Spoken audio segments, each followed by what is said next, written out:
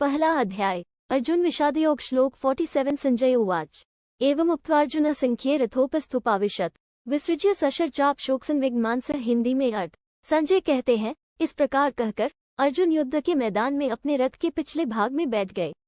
उन्होंने अपना धनुष और बाण छोड़ दिया और उनका मन शोक से व्याकुल हो गया।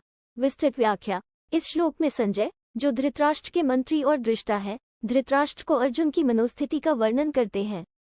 अर्जुन, जो अब तक एक वीर योद्धा के रूप में जाने जाते थे, अपने परिवार, गुरुजनों और मित्रों के प्रति अपने प्रेम और स्नेह के कारण युद्ध करने में असमर्थ हो जाते हैं। उन्होंने जो शोक और करुणा महसूस की, वह इतनी प्रबल थी कि वे अपने हथियार, धनुष और बाण को छोड़कर युद्ध करने से इनकार कर देते हैं और रथ में बैठ जाते हैं। अर्जुन का ये कृत्य उनकी गहरी आंतरिक उलझन और मानसिक पीड़ा को दर्शाता है। ये श्लोक अर्जुन की मनस्थिति को उजागर करता है, जो युद्ध की विभीषिका से भयभीत और द्रवित हो गए हैं।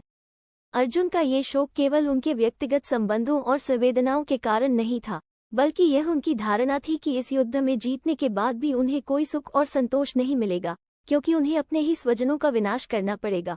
इस स्थिति में अर्जुन अपनी जिम्मेदारियों और कर्तव्यों को भूलकर अपने निजी दुख में डूब जाते हैं।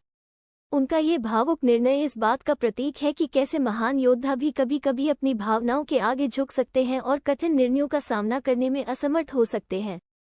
भगवद गीता का यह आरंभिक भाग दर्शाता है कि जीवन में कभी कभी हमें कठिन परिस्थितियों का सामना करना पड़ता है, जहां हमें अपने कर्तव्य और भावनाओं के बीच चयन करना होता है।